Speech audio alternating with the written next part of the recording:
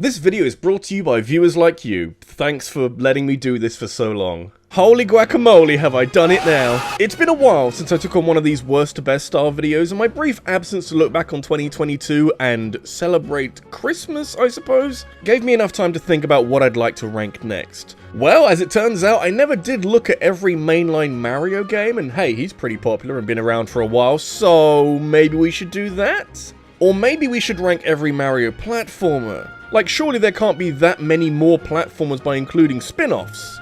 I don't know if I have them all. I took a list off of Mario Wiki, but I think we're looking at 33 games today, so we've really got to get a wiggle on, or Nintendo are going to make another Mario game and make my life harder. Actually, we haven't had a new one since Bowser's Fury almost 2 years ago, but that just means they're overdue.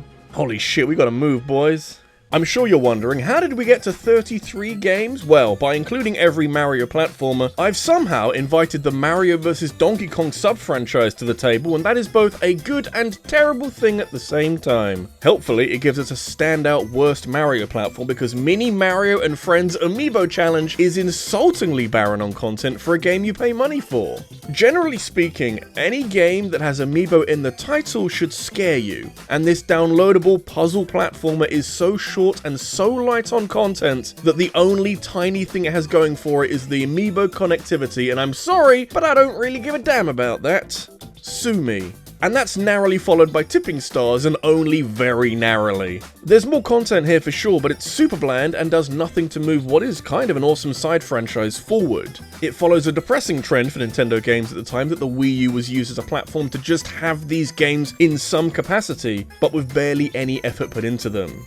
It's more like conventional Mario vs. Donkey Kong, but somehow less creative than the first game, which was 11 years old at this point. Could have been made in someone's sleep, and probably was, to be honest. I remember really enjoying Super Mario Run for a couple of days. It was Nintendo's first mobile game starring a familiar IP after Miitomo just asked a bunch of questions, and the idea of it being an auto-runner starring Mario is promising. Unfortunately, it was very expensive for a mobile game, and after the first few levels, you've basically seen this game at its most creative, and the auto-running is cool, but really does limit what you can do with this game.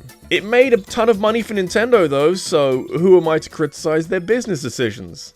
So the loose rules I'm using with this video are that it has to be a platformer in the Mario series starring Mario, which excludes Yoshi's Island because you're playing as Yoshi, and excludes Wrecking Crew because you can't jump.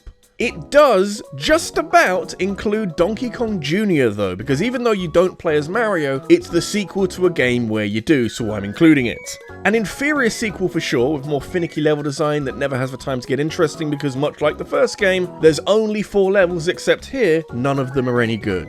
I ain't talking about Donkey Kong Jr. math, you can't make me!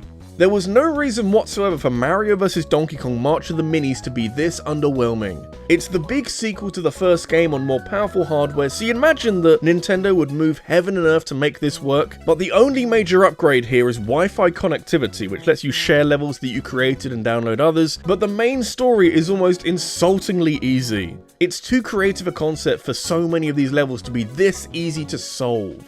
Nintendo can, and actually have done better with this concept, just not here. Weak-willed beta-cuck soy boys will tell you that Super Mario Bros. The Lost Levels is a terrible Mario game because it's too difficult, but actually, it's a mediocre Mario game because the level design is deliberately designed to punish the player in obnoxious ways. It's kind of a ridiculous concept that Nintendo took the wonderful design of the first game and threw the blended remains across the screen for you to jump through. And, you know, some of it works, but just as much, if not more, falls flat on its face. The wind in later levels is unnecessarily cruel, and the poison mushroom is so stupid that I have a hard time believing that industry professionals made this game. It is a lot of bad game design draped over a game that is famous for game design. And if we're being honest, the same could be said for New Super Luigi U, but a little milder. The peaks of New Super Mario Bros. U aren't as high, and the troughs of this Luigi-focused sequel aren't as bad, but you can still compare the two and find a ton of issues. Luigi has reduced traction because that's just how he rolls, but this game isn't designed around that, so you'll die in stupid places for stupid reasons. It's another hard Mario game that is hard because the level design is busted and often unfair, but at least it looks nice. Not that you'll have long to look at it with so many short level timers. The year of Luigi deserved so much better. Speaking of new Mario platformers, New Super Mario Bros. 2 is a game that surely wasn't designed to be this game all throughout its development. It's a fairly standard sequel to the first new Mario game, but one that has overblown the significance of coins in the Mario world so that they're everywhere now and used as an important gameplay mechanic. You still get a 1-up per 100 coins collected, so you're swimming in lives in a game that really doesn't challenge you that much, and it feels like a bit of a procession to the finish line smothered in golden coins. Money is your gimmick? Give me a break, come on now. So I want to say that we're moving swiftly onto Mario platformers that I like, and my main issue with Super Mario Land is how incredibly short it is. Yeah, I know it's on the Game Boy, and you're going to struggle to crank out a ton of levels on that thing, but this game has roughly 1 hour of content to mess around with before you're out of game to play. What is here is fun, if a tad basic, but it's an enjoyable time for how brief it might be. The overworld theme lives in my head and starts playing whenever someone starts boring me in a conversation. That's a helpful impact for anyone's life. If you didn't know that they made a Mario vs Donkey Kong game for the 3DS, I do not blame you at all, because in 2013, this mini-series was running out of steam fast. The next big thing was clearly 3D, which to its credit does help differentiate it from the other games, but minis on the move never truly justifies their need to be in 3 dimensions, and with creativity already being an issue with this franchise, it never truly embraces this change of perspective. It is, however, wonderful value for a £9 downloadable title. One which you can't download from the 27th of March this year, so get to it, guys. At least Miniland Mayhem was released physically, which sadly is something I can put down as a positive when compared to digital-only video games. Nintendo, you have blood on your hands. The main thing that sets this game apart is that the DS's touchscreen gets involved as a way of tracing a path for minis to follow, which helps to make beating a level all the more satisfying. It's still very easy and can feel like you're playing on autopilot at times, but it steps in the right direction. You might know Super Mario Land 2 as the game that introduced Wario to the world, and while that is likely its greatest legacy, this is a pretty good sequel to the very short original. Oh yeah, it takes 2 hours to beat now, so it's like twice as good, yeah? Not quite, but it is definitely a step forward, and you can feel an influence from Super Mario World, which was released between the two Mario Land games. It can sometimes feel like a diet version of a Mario platformer, but with it being so short, you've got some really fun level design to fit in these brief levels. I'd love Wario to be the bad guy in another Mario platformer, it'd be a laugh. The Western Super Mario Bros. 2 is such a bizarre pocket of Mario's history. Everything that was established and refined in the original Super Mario Bros. Is tossed aside so that you could repurpose Doki Doki Panic but with Mario characters and completely change the goals, the obstacles, the villain, basically everything about a Mario platformer. It's an unbelievably bold move, and does it work? Yeah, kinda, it's quite fun. Glad that they went back to convention for the next Mario game, but I wouldn't mind a sequel of sorts these days. Wart's been out of work for too long. When Mario vs Donkey Kong first came out back in 2004, oh my god! I remember a lot of the discussion in the physical magazines I was reading, because I sure as shit wasn't using the internet back then, being about how they've resurrected Pauline out of nowhere. Yeah, so it's basically the natural continuation of Donkey Kong, which is why all these games are here in the first place, but with more of a puzzle element to it. What works so well here, and the main reason why this franchise works best on a handheld in the first place, is that you pick the game up, solve a few puzzles, and get on with your day afterwards. The puzzles in question aren't complete walkovers, which sadly didn't stay the case for too long. And here we are at the best Mario vs Donkey Kong game, and it's one that you can't even download anymore, since DSiWare has been discontinued since last year. Sadly, that means that Minis March Again is lost to time, or more likely emulation, because this is as good as this side franchise ever became. The trick in the end was making it a tad more challenging, which was done through more creative level design, and it helped the occasionally repetitive loop of this game have a few lumps and bumps to trip you up. Strange to think that these games got it right when they were harder to play, but there you go. As the first ever appearance of Mario, Donkey Kong is about as good as you could hope for as far as introducing these characters goes. It's super simplistic and very short, but for 1981, which is now 42 years ago for anyone keeping score, this has an addictive quality to it and was so crucial for it to succeed as an arcade game and to promote demand for more Mario games. It's also surprisingly forgiving for an older game, and the difficulty that is there isn't born from frustration at trashy game mechanics. Mario jumps a lot and sometimes hits barrels with a hammer. You can't get simpler than that. If you can't make it work, that's on you. My abiding memories of New Super Mario Bros. Wii reads like a Vietnam War flashback. That may sound extreme, but as a home console 2D multiplayer Mario game, the experience of playing this game with 3 other humans all vying for position and throwing each other out of the way, it was a little too haphazard to take seriously. The benefit is that this is one of the harder Mario platformers around, but the downside is that it's for a stupid reason. Single player is pretty great though, so big win for lonely people. If you want one takeaway from this video, make it that you need to play Donkey Kong for the Game Boy. It's such a clever sequel remake thing that starts off like the original arcade game, and then guns it with nearly 100 additional levels after that. This is how you remake a really old game, because it captures the essence of the original, but pushes beyond it and becomes something completely different and yet so awesome by the end of it. Get to the end where you fight DK and listen to Showdown at the Tower. How the composers programmed a guitar solo through 8-bit music, I will never truly understand. I almost feel like I'm being harsh by putting Super Mario Bros. 1 this far down, but you need to understand that 15 for a mega franchise like Mario is hardly something to feel embarrassed about. Yes, the original Super Mario Bros. Is basic, but it thrives off of its simplicity, which allows its level design to take center stage, and this game is perfect for teaching new players how 2D platformers work. There's a few too many annoying enemies and moments for me to put it too much higher, but this is a stunning start for traditional Mario platforming. To think that speedrunners can beat this inside 5 minutes now? Is it a hot take to suggest that New Super Mario Bros. U is better than Super Mario Bros? I mean, they're so far apart historically that it's a little hard to compare them with each other, but New Super Mario Bros. U is everything that the Wii equivalent of this mini-series wanted to be. Far less chaotic, but infinitely more creative, and it benefits from years of experience with this renaissance of 2D platforming. You can play with 3 other people and not want to kill any of them, and to me, that makes for a pretty resounding success. If you want to talk strictly Mario platforming, Super Mario Maker is a hard game to recommend. Gone are the carefully curated levels designed by Nintendo's top architects, and instead you're throwing yourself into a fiery pit of fan-made Mario levels, which has an almost equal chance of being the most creative thing you've ever seen, and also, like, the worst thing ever? Or even an auto-scroller, you remember those? However, I have huge praise for this game for allowing people to create their own Mario levels, and the creation side of things can be as fun, if not more fun, than playing through other levels. Tell me you've never had a fantasy of creating your own Mario game, and I will show you a liar.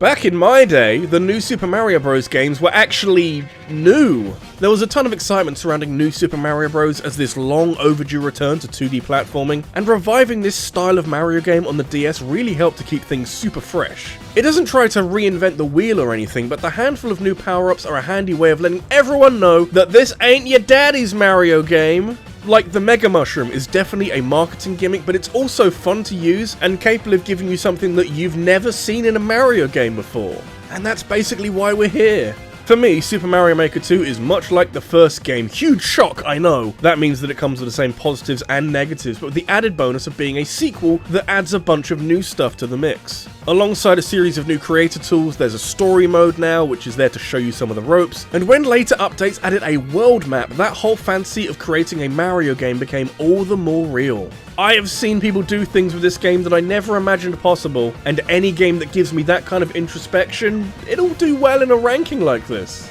I'm the biggest fan of Super Mario Sunshine, but even I'll admit that this game is rough around so many of its edges. If it came out today, it would probably have a similar reaction to Scarlet and Violet did with all their glitches, but hey, at least Sunshine is voice acting. Incredibly goofy voice acting, mind you, but to me, it adds layers of charm onto an otherwise mechanically shaky 3D Mario game. I do love how this game handles Mario's momentum, and you can really throw him around, but polished this game is not, and given the competition at this point in the video, I can only give it so much praise.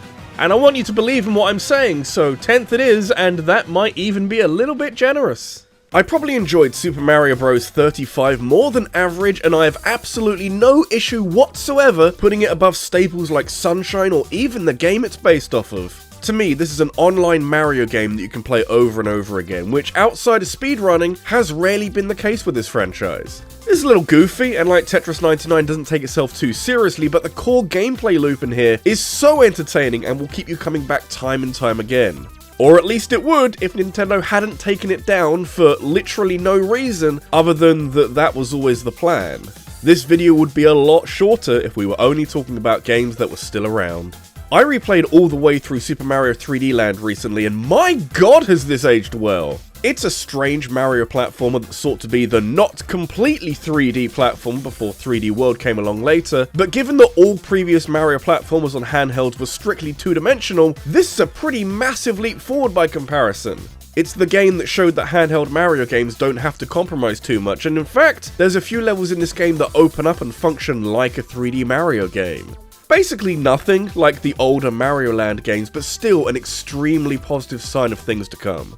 Luckily, this video doesn't include remakes or re-releases or remasters, so Super Mario 64 isn't annihilated out of existence by a remake that fucks around with the controls too much. As things are, Super Mario 64 is definitely the Ocarina of Time of Mario games, where it did so much for the development of this franchise and 3D gaming in general that it can be hard to find too many issues with it. I don't really have any criticisms, I just think that there's a few games that came after this that did things a little bit better. Still though, Mario controls like a dream, and when you're given some of the best 3D spaces ever created for a Mario game, things tend to work out in your favour.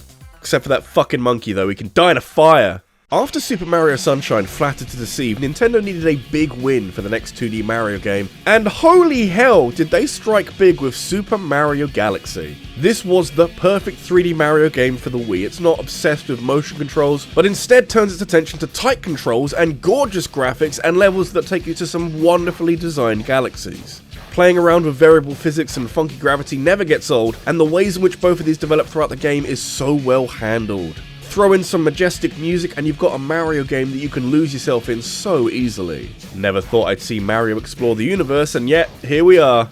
The way I've ranked this, I think I'm saying that Super Mario 3D World with Bowser's Fury is better than Super Mario Galaxy? Is that what I'm saying? Hell yeah, bro. It may seem wild to imagine, but 3D World is jammed full of creativity and unique level design, and when Nintendo added on Bowser's Fury for the Switch release, it did so much for 3D World while also tapping into the openness of a game like Mario Odyssey, while also having giant kaiju Bowser to fight. What the fuck? These two games together have so much going for them, and if you find one thing you don't like, the game will quickly move on to something else. Just a ton of fun from start to finish. Is it cool to like Super Mario Odyssey again? Personally, I never stopped, but I know there's a crowd of people who bemoan the change up in style and how each world doesn't have individual missions like previous 3D Marios, but the one thing that I keep coming back to, and really the one thing that I think Odyssey does better than any other Mario game ever made, is movement. Controlling Mario has never and likely will never be this good again, since Cappy gives him a ton of movement options that can launch this gymnastic plumber across the screen like a flea. I said I love Mario Sunshine for its momentum, and Odyssey is like that but on fast forward. Poor guy's gonna need a good retirement plan. I've gone back and forth on Super Mario Galaxy 2 so much in my life. First I thought it was overrated and nowhere near as good as the first game, and then I decided that actually the new stuff kind of balances out the bad stuff, and it's probably as good as Galaxy 1. But now we're in the transcendent era, where I realised that Galaxy 2 has everything that worked in Galaxy 1, but set against a more relaxed, arcade-like backdrop. The one hole is a lack of Rosalina that doesn't get solved until the end game, but the creativity is working overtime, and this leads to some of the best all-time 3D Mario levels. Adding in Yoshi and some new power-ups is just icing on a very tall cake. Which brings us screeching towards the top two, and the only two that are left are 2D Mario games, which is kind of fitting. I am a little biased towards Super Mario World since it was a game I grew up playing, but it was satisfying finding out on the internet that actually, yeah, you're allowed to love everything that this game does because, holy shit, does Super Mario World go hard.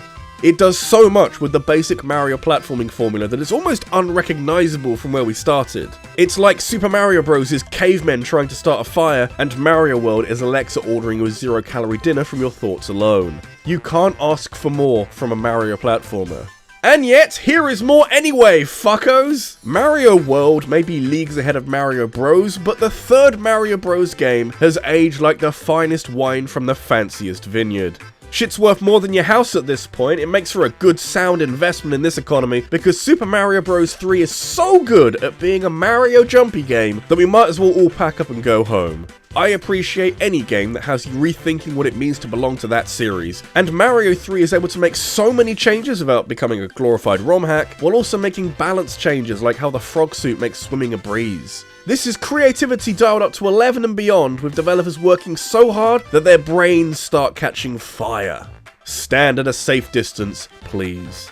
And yeah, that is every Mario platform ranked from worst to best. Do you agree, or is there something else that you would put at number 1? Let me know in a comment down below, and if you enjoyed this video, make sure to leave a like and subscribe for more in the future, and hit that bell for notifications of every new upload. If you need something else to watch right now, I made a video last week about the best new Pokemon, and I also want to thank my top supporters on Patreon, including the Green Scorpion, Raina Bana Bobana, and Scott Riker. Thank you for watching, and I'll see you in the next one. Take care.